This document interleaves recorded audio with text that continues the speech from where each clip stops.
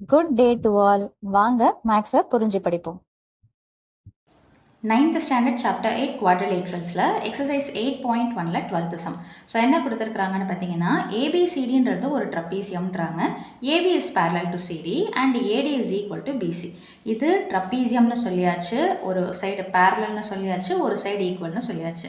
அதை பேஸ் பண்ணி ஒரு 4 ப்ரூஃபை நம்ம ப்ரூவ் பண்ண போகிறோம். ஸோ ஃபஸ்ட்டு ஹிண்ட்னு சொல்லிட்டு ஒன்று கொடுத்துருக்குறாங்க. என்னென்னா ஏபின்ற லைனை எக்ஸ்டெண்ட் பண்ணிக்கோங்க. அதே மாதிரி ட்ரா அ லைன் த்ரூ சி வழியாக ஒரு லைனை ட்ரா பண்ணிக்கோங்க. அதுவும் எப்படி ட்ரா பண்ணணும்னா டிஏக்கு பேரலாக நீங்கள் வரைஞ்சிக்கணுன்றாங்க. அது எந்த பாயிண்டில் இன்டர்செக்ட் பண்ணணும்னா ஏபின்ற லைனை ஈன்ற பாயிண்டில் இன்டர்செக்ட் பண்ணணும். So which is ABCD. இது கொஷின்லேயே கொடுத்துருவாங்க உங்களுக்கு. ஸோ ஏபிசிடின்றது வந்துட்டு ட்ரப்பீசியம். நம்ம என்ன பண்ணிக்கணும்னு பார்த்தீங்கன்னா சியிலேருந்து ஒரு எக்ஸ்டென்ஷன் போடுறோம், அதே மாதிரி ஏபியிலேருந்து ஒரு எக்ஸ்டென்ஷன் போடுறோம்.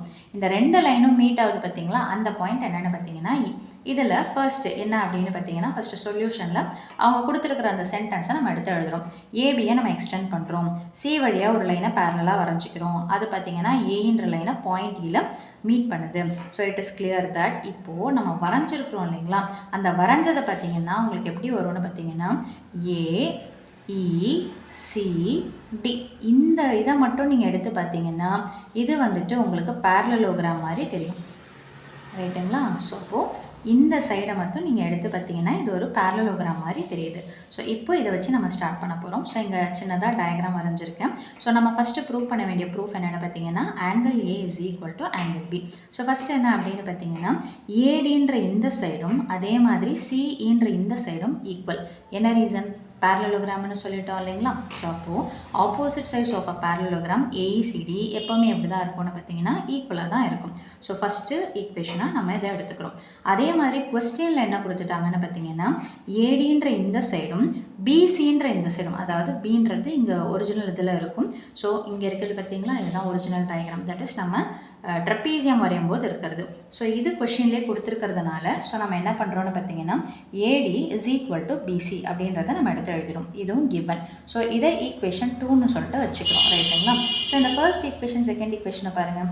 லெஃப்ட் சைடு சேமாக இருக்குதுங்களா, அப்போ right side equal. So that is PC is equal to CE. இது என்ன ரீசன்? 1 and 2லேருந்து நம்ம இது ஈக்குவல் அப்படின்னு சொல்லிட்டு சொல்லிடுறோம். அடுத்தது ஆங்கிள் எடுக்கிறோம். Angle CBE is equal to angle CEB. அதாவது சிபிஇ இந்த இடத்துல நமக்கு பி கிடையாது, நம்ம ஒரிஜினல் டயக்ராமை தான் எடுக்க போகிறோம். ஸோ சிபிஇ அப்படின்னா என்ன வரும்? சிபிஇ இந்த சைடு இருக்குதுங்களா, இதுவும் ஆங்கிள் சிஇபி. ஸோ சிஇபி. இதுக்கு ரீசன் என்னென்னு பார்த்தீங்கன்னா இந்த சைடு நம்ம என்னென்னு சொல்லிட்டோன்னு பார்த்தீங்கன்னா angle opposite to equal sides are also equal. எப்படி இது ஈக்குவல்னு சொல்கிறோம்? இந்த 2 ப்ரூஃப்லேருந்து நம்ம என்ன சொல்லிட்டோம்னு பார்த்தீங்கன்னா பிசின்ற சைடும் சின்ற சைடும் ஈக்குவல்னு சொல்லிட்டோம். ஸோ அப்போ இங்கே ஒரிஜினல் டயக்ராமில் பாருங்கள் பிசின்ற இந்த சைடும் சின்ற இந்த சைடு. ஸோ இந்த 2 சைடு ஈக்குவலாக இருக்கிறதுனால இந்த சைடுக்கு ஆப்போசிட்டாக இருக்கக்கூடிய இந்த ஆங்கிளும் இந்த சைடுக்கு ஆப்போசிட்டாக இருக்கக்கூடிய இந்த ஆங்கிளும் ஈக்குவல். அதை தான் நம்ம இந்த இடத்துல சொல்லியிருக்கிறோம். ஸோ நெக்ஸ்ட் என்னென்னு பார்த்தீங்கன்னா ஏஇன்றது transversal for AD and CE. So ஏஇன்றது பார்த்தீங்கன்னா இந்த லைன் எக்ஸ்டென்ஷன் பண்ணியிருக்கிறோம் பார்த்தீங்களா, அது எதுக்கு டிரான்ஸ்வர்சலாக இருக்குது? ஸோ இந்த லைன், அதாவது ஏடின்ற இந்த லைனுக்கும் சிஇன்ற இந்த லைனுக்கும் எப்படி இருக்குதுன்னு பார்த்தீங்கன்னா டிரான்ஸ்வர்சல். ஏன்னா இதை தான் நம்ம பேரலாக வரைஞ்சிருக்கிறோம் இல்லைங்களா. அப்போ இதுக்கு டிரான்ஸ்வர்சலாக ஆக்ட் ஆகக்கூடிய லைன் என்னென்னு பார்த்தீங்கன்னா ஏஇ. இதுதான் சொல்லியிருக்கிறாங்க. ஸோ இப்போ இந்த டிரான்ஸ்வர்ஸில் வச்சு நம்ம என்ன பண்ண போகிறோம்னு பார்த்தீங்கன்னா ஆங்கிள் ஏ. ஸோ இங்கே இருக்குதுங்களா, அதுக்கு அடுத்தது பார்த்தீங்கன்னா ஆங்கிள் சிஇபி. ஸோ சிஇபி. ஸோ இந்த ஆங்கிள். ஸோ இது எப்படி இருக்குது? இந்த டிரான்ஸ்வர்சலில் ஒரே சைடில் இருக்கக்கூடிய ஆங்கிள். ஸோ அப்போ டிரான்ஸ்வர்ஸில் ஒரே சைடில் இருக்கக்கூடிய ஆங்கிளை ஆட் பண்ணால் நமக்கு என்ன கிடைக்கும்னு பார்த்தீங்கன்னா 180 டிகிரி. அதோடைய ரீசன் என்னென்னு பார்த்தீங்கன்னா angles on the same side of டிரான்ஸ்வர்ஸில் நம்ம ஆட் பண்ணும்போது 180 டிகிரி. அப்போது அதே இடத்துல தானே இந்த ஆங்கிளும் இருக்குது, தட் இஸ் சிபிஇ. ஸோ அப்போது ஆங்கிள் ஏவோட திரும்ப சிபிஇயையும் நான் ஆட் பண்ணால் எனக்கு என்ன தான் கிடைக்கும்னு பார்த்தீங்கன்னா 180 டிகிரி. அதே ரீசன் தான் இப்போ பார்த்தீங்கன்னு வச்சுக்கோங்களேன், சிஇபியும் சிபிஇ இது ஈக்குவல்னு நம்ம ப்ரீவியஸ் இதில் சொல்லியிருக்கிறோம் இல்லைங்களா. ஸோ இந்த இடத்துல பார்த்தீங்கன்னா ஃபர்ஸ்ட் ப்ரூஃபில் நம்ம இந்த இடத்துல ப்ரூவ் பண்ணியிருப்போம். ஸோ அப்படி இருக்கிறதுனால இது ரெண்டுமே என்ன ஆயிடுச்சுன்னு பார்த்தீங்கன்னா இந்த ஃபர்ஸ்ட் அண்ட் இதை ஃபஸ்ட் ஈக்குவேஷன் வச்சுருக்கிறோம். இப்போ நான் என்ன பண்ணுறேன்னு பார்த்தீங்கன்னா angle A plus CBE is equal to 180 டிகிரியை ஈக்குவேஷன் 1ன்னு வச்சுருக்கிறேன். நான் ஒன்றும் பண்ணலை, இங்கே இருக்கிறத அப்படியே ரீப்ளேஸ் பண்ணி எழுதியிருக்கிறோம். இல்லைனா நம்ம அதே சைட் ஆஃப் டிரான்ஸ்வர்சல் அந்த கான்செப்டை யூஸ் பண்ணியும் எழுதிக்கலாம். ஓகேங்களா?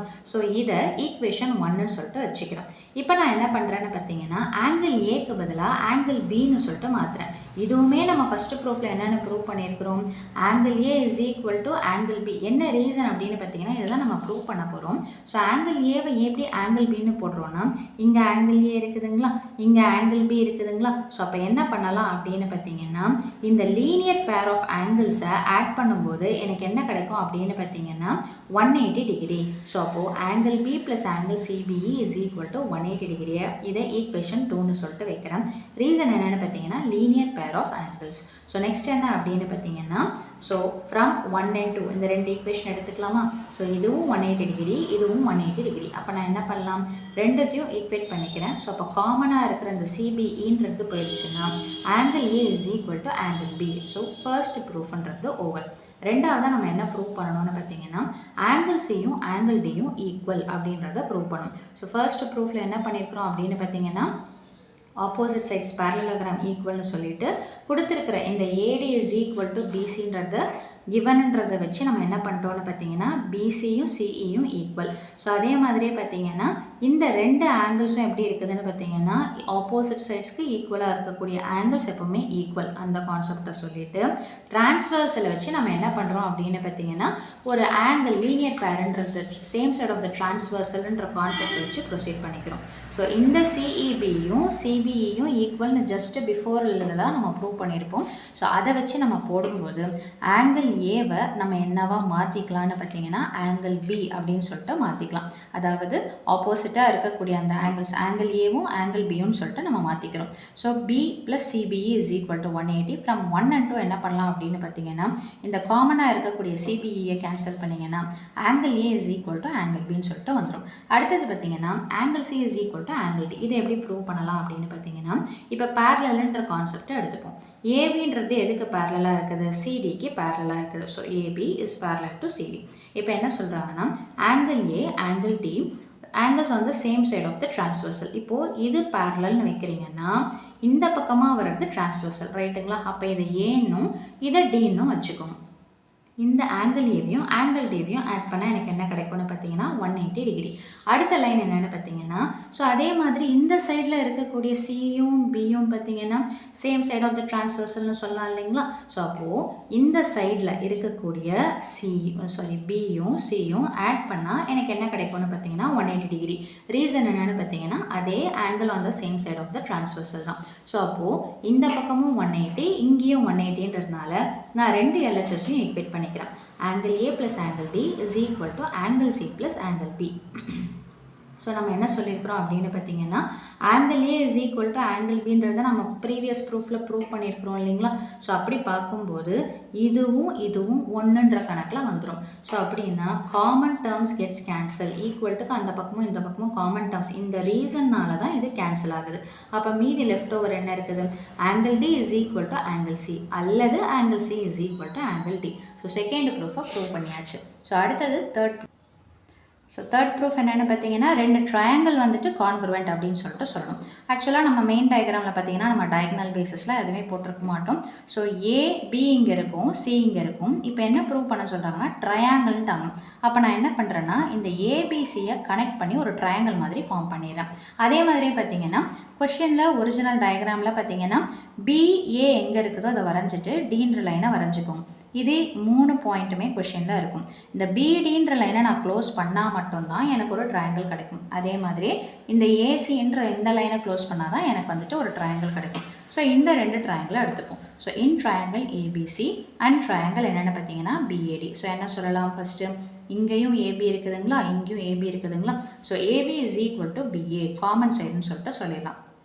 கொஷனில் என்ன கொடுத்துருந்தாங்கன்னா AD is equal to BC அல்லது பிசி இஸ் ஈக்குவல் டு என்னென்னு பார்த்தீங்கன்னா ஏடி. இது கொஸ்டின்லேயே கிவன். ஸோ ஃபஸ்ட்டு ப்ரூஃபில் நம்ம என்ன சொல்கிறோம், ஆங்கிள் பியும் ஆங்கிள் ஏவும் ஈக்குவல்னு சொல்கிறோம். ஸோ அப்படி பார்க்கும்போது ஒரு சைடு ஆங்கிள் சைடு, ஸோ அந்த க்ரைட்டீரியன் படி சைடு ஆங்கிள் சைடுன்ற க்ரைட்டீரியன் படி இந்த ரெண்டு ட்ரையாங்கிளும் என்னென்னு சொல்லலாம்னு பார்த்தீங்கன்னா கான்க்ருவெண்ட் அப்படின்னு சொல்லிட்டு சொல்லலாம்.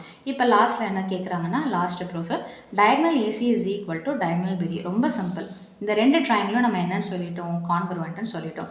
அப்போ corresponding parts of the congruent triangle are always equal. So அப்படி பார்க்கும்போது since these two triangles are congruent, AC is equal to BD by என்ன ரீசன்னு பார்த்தீங்கன்னா CBCD. ஸோ அவ்வளோதான் அந்த சம்மோட சொல்யூஷன். மீண்டும் அடுத்த பதிவில் வேறொரு சம்மோட சந்திக்கிறேன். வீடியோ பயனுள்ளதாக இருந்ததுன்னா மறக்காமல் லைக் பண்ணுங்கள், ஷேர் பண்ணுங்கள், சப்ஸ்கிரைப் பண்ணுங்கள். தேங்க்யூ.